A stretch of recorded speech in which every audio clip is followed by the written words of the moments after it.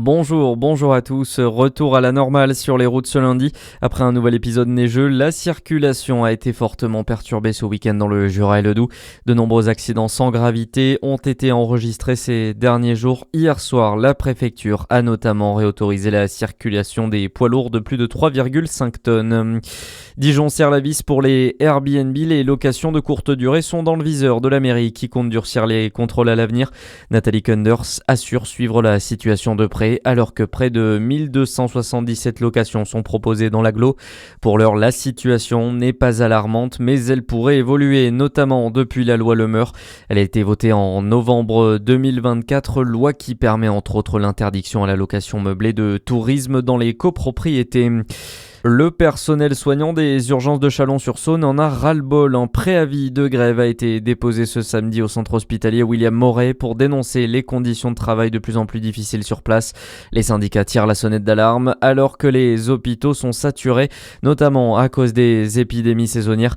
La situation qui pèse sur les soignants selon Hervé Maillot, le représentant syndical CGT du personnel hospitalier. C'est une grève illimitée qui est lancée pour alarmer. On a envoyé un mail à l'ARS. Il y a monsieur le maire, président du conseil de surveillance, qui a aussi alerté l'ARS et on n'a pas de réponse. Nous, ce qu'on demande, c'est que là, la situation exceptionnelle, c'est qu'il y ait des mesures exceptionnelles et puis parce que je veux dire, dans les hôpitaux autour, c'est également saturé, mais qu'il puisse y avoir là peut-être qu'au niveau des gens, ils seraient peut-être mieux dans un lit à la clinique Sainte-Marie. C'est-à-dire, il y a eu le Covid, mais on n'a tiré aucune leçon du Covid. Le CHU qui a par ailleurs répondu en annonçant mettre plus de lits à disposition. Dans le reste de l'actualité, 3 jours de deuil national en Iran pour les martyrs de la résistance. Référence notamment aux membres des forces de sécurité tués lors des différentes manifestations contre le pouvoir. Le gouvernement iranien appelle aussi à des rassemblements en soutien à la République islamique. Au moins 192 personnes sont mortes selon une organisation de défense des droits humains et Internet est coupée depuis plusieurs jours dans le pays. Ce week-end, Donald Trump s'est dit prêt à aider le mouvement de contestation qui touche l'Iran. En France, les blocages d'agriculteurs se poursuivent dans plusieurs régions.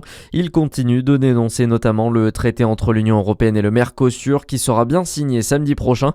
Le feu vert à cet accord commercial avec les pays d'Amérique du Sud a été donné en fin de semaine dernière. Le gouvernement français, lui, continue de s'y opposer, promet Sébastien Lecornu. Et puis en mot de foot, Lyon remporte le choc des 16e de finale de la Coupe de France. Les Lyonnais qui se sont imposés 2-1 hier soir sur la pelouse de Lille.